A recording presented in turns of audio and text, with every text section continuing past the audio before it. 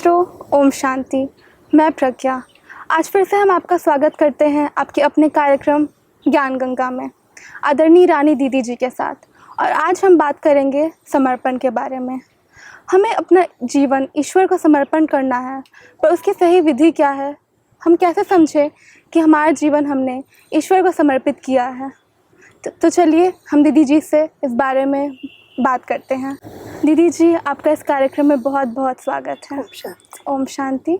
तो दीदी जी, हम अपना जीवन समर्पित बुद्धि कैसे बनाए रखें गृहस्थ में रहते हुए? समर्पण तो बुद्धि से है। हम कहीं भी हैं, हम किसके हैं, ये तो हर एक को याद रहता है। शादी हो जाती है तो भी माता पिता याद रहते हैं जी। कहीं भी रहते हैं, हम कौन हैं, हमारा कौन है, याद रहता है। ऐसे ही जब हमने ये याद कर लिया कि मैं आत्मा हूँ, मैं ज्योति स्वरूप हूँ, मैं परमात्मा की संतान हूँ, वो मेरे परम पिता हैं, वो अमरनाथ हैं, वो विश्वनाथ हैं, वो पशुपतिनाथ हैं, वो सर्वात्माओं के परम पिता हैं, सर्वेश्वर हैं, महाकालेश्वर हैं, पाप कटेश्वर, तारकेश्वर, कह अनेक नामों से उनकी महिमा है। वो परम पिता परमात्मा शिव बाबा मेरे परम पिता हैं। ये याद रहने से बारंबार उनकी याद आएगी। साथ चलते हुए भी लगेगा हम साथ लेकर जा रहे हैं। इस तरीके से अगर हमें कर्म करते हुए याद रहे तो हमें कर्म योगी कहा जाएगा। हम कर्म कर रहे हैं लेकिन योग में हैं, उनकी याद में है, इसलिए वैसा कर्म कर रहे हैं जैसी उनकी श्रीमत है। जी। तो दीदी जी, अगर हम घर में रहते हैं तो हम कैसे परख करें कि हमारी बुद्धि समर्पित हो गई है?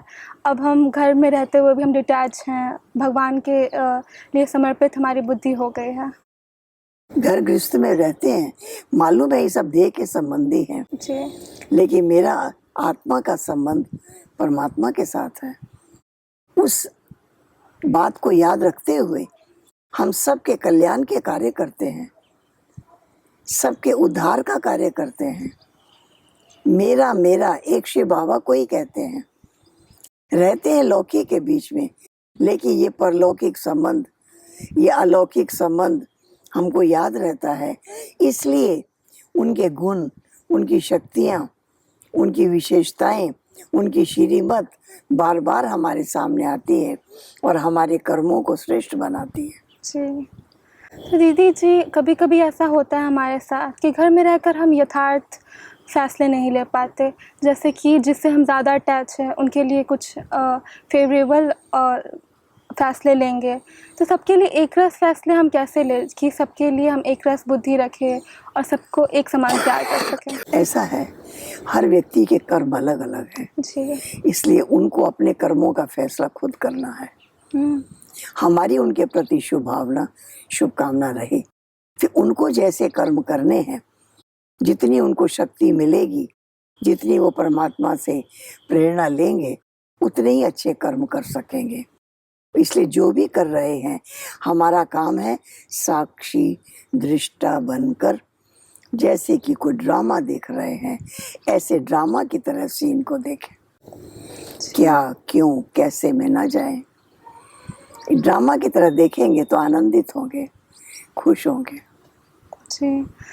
अच्छा, तो दीदी जी, जैसे कि हम लौकिक में रहते हैं तो हमें क्या करना चाहिए समर्पित रहने के लिए? मतलब सबसे डिटैच हो जाना चाहिए, कोई बुलाते हैं तो उनके पास नहीं जाना चाहिए।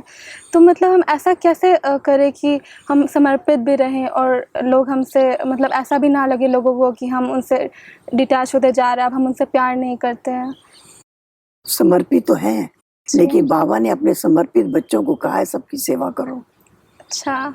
जी। सबके संपर्क में जाओ, सबको आत्मा का अनुभव कराओ, सबको परमात्मा तुम्हारा पिता है इसकी पहचान कराओ, बाबा से संबंध जुटाओ, बाबा के सन्मुख ले आओ। यही तो कार्य दिया है। इसलिए हम इस कार्य में व्यस्त रहते हैं तो हम बाबा के हैं और उन्हों को भी लगता है कि ये हमारे लिए कुछ कर रहे हैं, ये हमारे शुभ चिंतक हैं। ये हमारी उन्नति चाहते हैं, हमको भी आगे बढ़ाना चाहते हैं। तो परमात्मा से भी हमारा रिलेशन बना है और औरों को भी हमारे प्रति शुभ भावना की अनुभूति होती है। इस प्रकार से हम इस संसार में रहते हुए परमात्मा की श्रीमत को लेकर चल सकते हैं। जी दीदी, समर्पित बुद्धि और समर्पित जीवन का डिफरेंस क्या है और इसका डेफिनेशन आध्यात्मिकता के आधार पे? समर्पित बुद्धि का अर्थ ही है जब हम बाबा के हो गए तो फिर हम अपनी बुद्धि न चलाएं।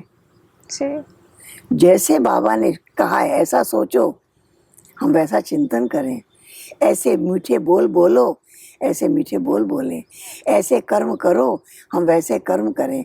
तो अगर हम श्रीमत के अनुसार मन, वाणी और कर्म को चलाते हैं तो हमारे कर्मों में श्रेष्ठता आती है, हमारे कर्मों में महानता आती है और हम लौकिक दुनिया में रहते हुए भी अलौकिकता का अनुभव करते हैं। उनको भी अनुभव होता है कि ये हम सब में विशेष है, इनकी सोच विशेष है, इनके कर्म विशेष हैं। ये सब के बीच में रहते हुए भी जैसे कमल का फूल कीचड़ में रहते हुए भी उपराम रहता है, ऐसे सबके बीच रहते हुए भी न्यारेपन की फीलिंग आती है। और लोग सब कभी खुश हैं, कभी नाराज हैं, कभी डिस्टर्ब हैं, स्थिति बदलती रहती है और ये सदा एवर हैप्पी, सदा खुश हैं, सदा भगवान के भी गुण गा रहे हैं, सबके गुण गा रहे हैं। ऐसे गुण गाने वाले और गुणवान बनकर जीवन को सेवा में लगाने वाले बनकर अगर हम चलते हैं तो ये हमारी श्रीमत है बाबा की। हमारी नज़रें बाबा पर टिकी हैं। बाबा ने जो हमें कहा हमें वही करना है। कैसे खान पान, बाबा ने कहा किसी भी कार्य के हाथ का भोजन नहीं करना है, तो हम कहीं भी नहीं करते। मेरी उम्र 6 वर्ष की थी जब हम बाबा के पास आना शुरू किया, लेकिन हमने सुन लिया कि किसी के भी हाथ का भोजन नहीं करना है। जो योग युक्त है, जो बाबा की याद में रहकर बनाते हैं कि उन्हीं के हाथ का खाना है, तो नियम पालन करना मुश्किल नहीं लगा, आसान लगा, क्योंकि जैसा अन्न वैसा मन। फिर जैसा मन बनाने वाले का होगा वैसा अन्न हो जाएगा। अच्छा। अगर उसके मन में है मैं बाबा के लिए बना रहे हैं, हम भोग लगाने के लिए बना रहे हैं, तो उसके अंदर विशेषता भर जाएगी और बाबा स्वीकार भी करेंगे। तो इस प्रकार से हमारे संग का भी प्रभाव, अन्न का भी प्रभाव, हमारे बोलचाल का भी प्रभाव हम पर भी पड़ता है, औरों पर भी पड़ता है। इसलिए ये सारी जो श्रीमत हमें मिली है, इस आज्ञा का पालन करते हुए हम कदम आगे बढ़ाते चलते हैं तो हमें हल्कापन महसूस होता है। ऐसा नहीं लगता हम कुछ कर रहे हैं, करते हुए कुछ भारी हो रहे हैं, लाइट फील करते हैं, लाइट रहते हैं, और जो लाइट है वही माइंडफुल है। बिल्कुल। अच्छा दीदी जी, जैसे हमने देखा है कि इस दुनिया में बहुत सारे सन्यासी हैं, बहुत सारे धर्म हैं, नन्स हैं जो अपना जीवन भगवान के लिए समर्पित करते हैं। तो उनमें और जो ब्रह्मा कुमारी बहनें हैं हमारी, वो समर्पण करते हैं। आपने अपना जीवन इतने दशकों से भगवान के घर समर्पित किया है, तो इन दोनों में क्या डिफरेंस है? वो समर्पित करते हैं गुरु के आगे, शिष्य बनते हैं। अच्छा। और हम समर्पित करते हैं बाबा के आगे, हम बच्चे हैं। तो बच्चे बनकर जो रहते हैं, अधिकारी बनकर रहते हैं। और शिष्य के मन में कभी नहीं रहता मुझे गुरु जैसा बनना है, गुरु समान बनना है। वो शिष्य की भावना बनी रहती है। और बाबा ने हमें कहा बच्चे तुम्हें बाप समान बनना है, बाप समान सेवा करनी है, बाप समान गुण धारण करने हैं, बाप समान कार्य करना है। तुम्हारी नज़रों में बाबा बसा रहे, ऐसे कल्याणकारी कार्य करने हैं। तो इस प्रकार से उन्हों का समर्पण और हमारे समर्पण में अंतर है। बाबा ने हमको अडॉप्ट किया है, आया है और अपना बनाया है। हम ब्रह्मा कुमार ब्रह्मा कुमारी कहलाते हैं, क्योंकि ब्रह्मा तन में प्रवेश होकर शिव बाबा ने हमको अडॉप्ट किया, अपना बनाया। तो हम उनके बच्चे हैं। तो बच्चे हैं तो उसको कुछ मांगने की जरूरत नहीं, हम अधिकारी हैं। बच्चे को तो प्रॉपर्टी पर हक होता है, बिल्कुल। परवरिश पर भी हक होता है, लेकिन एक शिष्य को वो हक नहीं होता। जी। उसको पता है कि मुझे गुरु जो देगा वो मुझे मिलेगा। इसलिए हमने पर शिव बाबा से संबंध 3 जोड़े हैं। हमारा बाप भी है, हमारा टीचर भी है, वो हमारा गुरु भी है। जी। वो जो हमें सद्गति का मार्ग दिखाते हैं, हम उस मार्ग पर चलते हैं। वो रोज़ हमको पढ़ाते हैं, हम रोज़ पढ़ते हैं। और उन्होंने हमारी बहुत अच्छी पालना की है, परवरिश की है, हमारे जीवन को श्रेष्ठ बनाया है।